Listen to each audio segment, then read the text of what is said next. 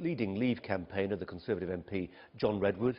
Mr Redwood, a very good morning to you. Daily Telegraph today suggesting that some French diplomatic sources are expressing disquiet about the pace of progress. Well, I'm glad they are, because if I were representing the EU, I'd be quite worried by the way their negotiators have been fairly dilatory, have made lots of objections to British proposals, but haven't come up with any positive ways forward to protect their trade and to preserve their access to the very lucrative UK market. So I can quite understand why French and German business people and probably some of their governments now are getting a bit nervous. Yeah, in a sense they're locked into this sequencing idea. In other words, we don't deal with those three key areas, we can't move on and talk about things like trade. But there's an emerging sense in which the two things may at times be interlocked. The example that's increasingly given is what's happening, or what would happen in the future with the Northern Irish border. You can't really talk about the arrangements that you would have on the border until, for instance, you know what the customs union arrangements would be. So doing one before the other becomes very difficult indeed.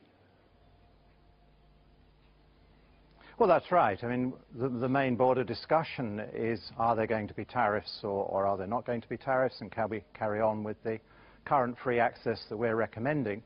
And on the big issue of the so-called settlement, I hope we can get that out of the way very quickly. It seems to me very easy. The UK doesn't owe them anything.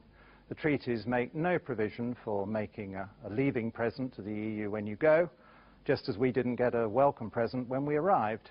And we've always said that we'll pay our net contributions in the normal way, owing up to the point of departure, so I don't really see what there is to talk about. Yeah, are you seriously contending that we could get away with paying nothing as the price for leaving the European Union?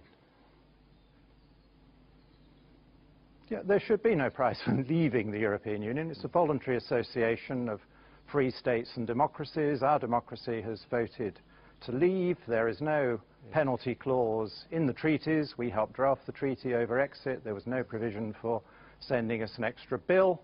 And so I would propose we don't pay one. And the sooner the rest of the EU wakes up to that, the sooner we can get on with dealing with the really important things about how we are very positive and enthusiastic and friendly, wanting a bigger and better relationship in many ways when we've left.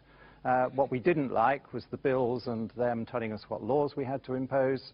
But when it comes to trade, mutual exchange, mutual investment, scholarship, universities, students' movements, all those kind of things, we're extremely positive, and we'd like to get on and nail down any detail that governments do need to be involved in. I'm sorry to labour this point to a tedious degree, but there are debts and obligations going forward, aren't there? And, I mean, just to give one example, you know, thousands of EU workers, civil servants, who will have pensions that there's an expectation that we would pay into for decades to come. That's just one small example of the types of obligations you have in the future that require a divorce settlement now. Well, I don't agree with that. When you leave an institution, you've paid your bills up to the date of leaving, and those who carry on with the institution have continuing obligations to the staff. And if there is any shortfall on the pensions because they haven't funded them properly during our period of membership, that also will fall to those who carry on in the organisation. But they should have been funding those things as they went along in the normal way.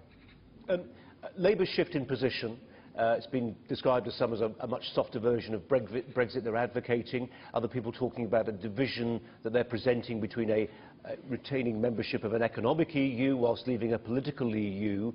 Politically, does it concern you perhaps that that might have broad appeal? No, I don't think it has broad appeal at all. I think the leadership has been very weak and has given in to this rather extreme pressure group in the Blairite wing of the party, who doesn't want us to leave the EU at all. Now, the leadership always agreed with us that if you leave the EU, you leave the single market and the customs union.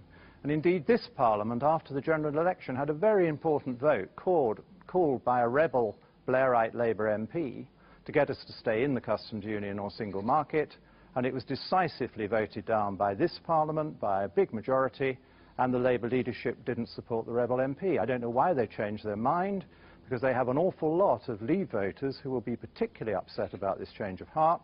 But you also have to ask, how democratic are they? Because both the Leave and the Remain sides made it clear to the British people during the referendum that we would be leaving the single market when we left the EU, and that is an honest statement of the position. John Redwood, thanks very much. It's time for our weekly